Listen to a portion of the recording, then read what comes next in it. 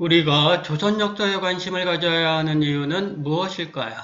다음 네 가지로 정리해서 말할 수 있습니다. 첫째, 우리 사회나 한 조직의 합리를 예측할 수 있는 청사진이 될 수 있습니다. 둘째, 자신이 속한 사회나 조직에 필요한 사람이 누구인지 알 수 있게 됩니다. 셋째, 조선왕조실록을 통해 우리 개개인의 삶을 돌아볼 수 있습니다. 넷째, 왜곡된 역사를 바로잡는 것입니다. 왜곡된 역사는 친일 사대주의 역사학에 근거한 역사서술을 가리킵니다. 네 가지 항목에 나타나는 대로 우리는 조선 역사를 통해 지금 이 사회를 새삼 들여다볼 수 있습니다. 역사를 바라보는 데는 역사의식이 필요하다는 말로 이 네 가지 이유를 갈무리해도 되겠지요. 조선 건국은 고려왕조의 몰락을 의미합니다. 새나라 조선이 건국되려면 옛나라 고려가 지닌 문제점들이 극단으로 치달아야 합니다. 이성계는 고려말 사회를 어떻게 생각하고 있었을까요? 1383년 우왕9년 변방의 한 장수가 상소문을 올렸습니다. 동북면 병마사 이성계였습니다. 동계라고도 불리던 동북면은 두만강 북쪽 700리 공엄진부터 지금의 강원도 삼척에 이르는 광대한 땅에 걸쳐 있습니다. 압록강 동북쪽의 북계와 함께 동계는 고려의 북방 경계선이었습니다. 변방 땅을 지키는 장수는 상소문에서 토지개혁을 주장했습니다. 구체적으로 그는 군대의 식량 문제를 언급했습니다. 당시 동북면 군사들의 식량은 경상도와 지금의 강원도인 강릉 교주도에서 조달되었습니다. 그러나 두 도에서 오는 군량이 끊긴 지 이미 오래였습니다. 무너진 토지제도가 문제였습니다. 고려 농민들은 국가로부터 군자를 받는 대가로 군복무를 했는데 이들이 받아야 할 토지를 소수 관세가들이 착복했습니다. 언제 어디서나 나라의 위기는 권세가들의 지나친 욕심에서 기인합니다. 고려라고 다를 게 없었습니다. 이성계는 토지개혁과 더불어 세금제도 개혁까지 거론했습니다. 농토의 면적을 기준으로 세금을 매겨야 하는데 집안 식구 수에 따라 세금을 매기니 형평에 맞지 않을 수밖에 없었습니다. 이에 이성계는 식구 수가 아니라 농토를 기준으로 세금을 부과하자고 주장했습니다. 상소문을 올린 시점에 이성계는 개국의 설계사 정도전을 만났습니다. 새로운 나라를 건설할 주역들은 치밀하게 계획하여 상소문을 조정해 제출했습니다. 실제 이후 역사를 보면 이성계는 토지개혁으로 고려 국가세족들을 밀어붙였습니다. 국가세족들은 방대한 토지를 바탕으로 고려를 움직였습니다. 토지가 곧 자본인 시대가 아닌가요? 그들은 백성들이 사는 삶에는 거의 관심을 기울이지 않았습니다. 백성들은 먹고 살만한 세상에서는 결코 반역을 일으키지 않습니다. 대대로 몽골족이 세운 원나라의 녹을 받으며 살았던 이성계 집안은 중원을 지배한 원나라 체제가 흔들리면서 고려 왕조와 친밀한 관계를 맺게 됩니다. 봉건적의 침입으로 위기에 빠진 고려 왕조를 구한 이성계는 이후 개경에 쳐들어온 외적까지 물리치면서 최영과 함께 고려를 지키는 무장으로 백성들에게 확실히 이름을 알렸습니다. 여기에 백성들이 가장 필요로 하는 토지개혁 문제를 제기함으로써 이성계는 나라 건설을 위한 발걸음을 힘차게 떼게 되는 것입니다. 1387년 명나라가 고려에 천령의 설치를 통보하면서 두 나라 사이에는 전운이 감돌기 시작합니다. 공민왕을 이어 왕위에 오른 우왕은 최영의 도움을 받아 요동정벌을 결심했습니다. 당시 명나라는 황제국으로 행세했지만 나라 형태는 그리 단단하지 못했습니다. 변방으로 내쫓긴 원나라는 호시탐탐 기회를 노렸습니다. 우왕은 원나라 세력과 연합해서 명나라를 공격하면 충분히 승산이 있다고 생각했습니다. 문제는 이성계였습니다. 그는 요동정벌에 반대하는 네 가지 이유를 제시했습니다.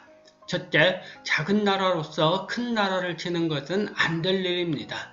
둘째, 농번기의 군사를 동원해서는 안 됩니다. 셋째, 온 나라의 군사를 모아 북벌에 나서면 남쪽에서 왜구가 준동할 것이니 안 됩니다. 넷째, 곧 여름철이 닥치면 악교가 녹아 활이 눕고 비가 자주 내려 병사들이 질병을 앓을 것이니 안 됩니다. 우리는 우선 첫째 이유에 주목해야 합니다. 작은 나라로서 큰 나라를 치면 안 된다는 논리는 말 그대로 사대주의를 가리킵니다. 큰 나라를 섬겨야 한다는 논리로 이성계는 요동정벌에 반대한 셈입니다. 명나라를 대등한 나라로 본 최영과는 완전히 다른 세계관입니다. 유학을 공부한 신진 사대부들은 대부분 사대주의를 명분으로 여겼습니다. 고려 충신으로 알려진 정봉주 또한 사대주의를 근거로 요동정벌을 반대했으며 후에 이루어지는 위화도 해군에도 찬성하는 입장이었습니다. 하지만 우왕과 최영의 의지는 확고했습니다. 출병하기 전 우왕은 고려가 채택한 여러 명나라식 제도를 철폐했습니다. 명나라와 싸워 옛 고구려 강역을 회복하겠다는 의지를 다시금 내보인 것입니다. 우왕 14년인 1388년 4월 17일 요동정벌군이 출병했지만 5월 7일이 되어서야 위화도에 도착했습니다. 정벌군을 이끄는 핵심 장군들인 이성계와 조민수가 요동정벌을 마땅치 않아 했기 때문입니다. 우왕과 최영은 환관을 보내 여러 차례 독려했지만 두 사람은 전진하는 신용만 낼 뿐이었습니다. 진군하는 과정에서도 두 사람은 상언을 올려 회군령을 내려줄 것을 고려조정에 요청하기도 했습니다. 이성계는 요동정벌에 확실하게 반대했지만 조민수는 다소 모호했습니다. 회군하면 이성계는 우왕에게 역적이 되는 것이었습니다. 왕의 명령을 거역한 것이 아닌가요? 이성계만 회군하고 조민수가 그대로 있으면 이성계는 남북으로 우왕, 조민수와 대치하는 상황에 빠져들 수 있었습니다. 국상할 수도 그렇다고 회군할 수도 없는 상황에서 이성계는 동북면으로 퇴각한다는 소문을 군중에 퍼뜨렸습니다. 동북면으로 퇴각한다는 계획은 이성계 측으로선 묘수였습니다. 이성계가 친병을 거느리고 동북면으로 퇴각하면 조민수는 궁지에 빠질 수밖에 없었습니다. 이 경우 우왕과 최영은 이성계를 공격할 수 없습니다. 북벌군을 동쪽으로 돌릴 수는 없기 때문입니다. 이성계가 친병을 이끌고 동북면으로 퇴각하면 조민수는 압록강을 건너 북상하든 남하하든 결정을 내려야 했습니다. 어느 경우든 조민수로선 승산이 없었습니다. 조민수는 결국 회군에 동의했습니다. 새로운 나라를 향한 이성계의 꿈은 위화도 해군을 통해 한 발짝 더 현실로 다가간 것입니다. 이성계는 우왕을 내쫓고 청왕을 다음 왕위에 올렸습니다. 이색과 조민수가 결탁해 이성계와 각을 세운 결과였습니다. 고려를 지키려는 구가세족과 새로운 나라를 만들려는 세력이 본격적으로 싸움을 시작했습니다. 이성계는 다시 토지개혁을 들고 나왔습니다.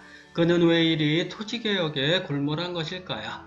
토지는 백성들의 삶과 직접적으로 연관됩니다. 토지개혁이라는 사안은 그러므로 백성들을 자기 편으로 만드는데 상당히 유리하게 작용했습니다.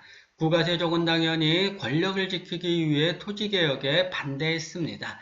시작부터 이성계는 백성들을 자기 편으로 만드는 유리한 방법을 선점하고 있었던 것입니다.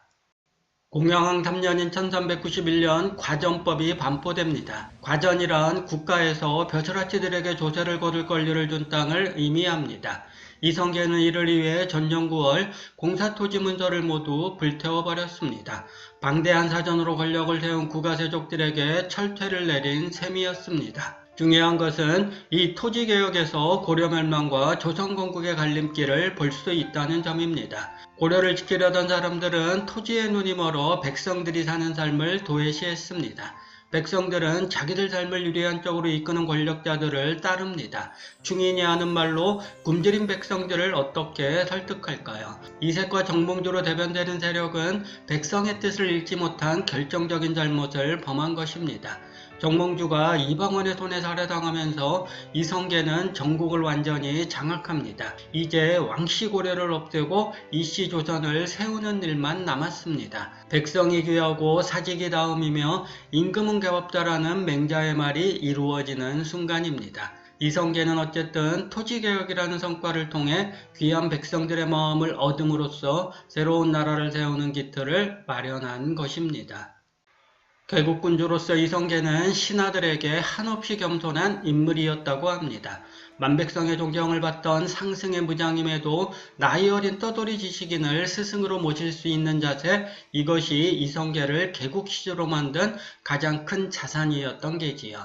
윗사람이 스스로를 낮추니 아랫사람은 앞다투어 최전방으로 나섰습니다. 비록 이방원이 주도한 왕자의 난으로 이성계는 개국군주의 비애를 곱씹으며 말년을 보냈지만 한 나라를 세우는 영웅에 걸맞은 인품을 갖추었다고 할 수 있습니다. 누군가는 나라를 세우고 누군가는 그 나라를 반석에 올립니다. 조선 4대 임금인 세종대왕은 어찌 보면 할아버지 태조가 지닌 겸손함과 아버지 태종이 지닌 강인한 힘을 바탕으로 수많은 업적을 이루었는지 모릅니다. 지금 한국 사회의 정치인들이 배워야 할 것이 바로 이 겸손함임을 굳이 말할 필요는 없겠지요. 이성계는 중원의 왕제를 꿈꾸었습니다. 요동을 정벌하는 꿈이 사대주의에 빠진 사람들에 의해 좌절되면서 지금 우리는 고려강역보다 좁은 세계에서 살고 있습니다. 우왕과 최영이 꿈꾼 요동정벌을 이성계가 좌절시켰다면 이성계와 정도전이 꿈꾼 요동정벌은 태종 이방원이 좌절시켰습니다. 식민사관에 익숙한 사람들은 요동정벌을 국리국론으로 생각하지만 당대 상황에서는 충분히 이루어질 수 있는 사안이었습니다. 큰 나라와 작은 나라를 나누는 세계관이 문제인 것은 분명하지만 식민사관으로 역사를 재단하는 일은 반드시 막아야 한다는 생각이 자꾸만 듭니다. 역사는 지금 이곳에 사는 사람들이 생각하는 바에 따라 달라지는 건 분명하기 때문입니다.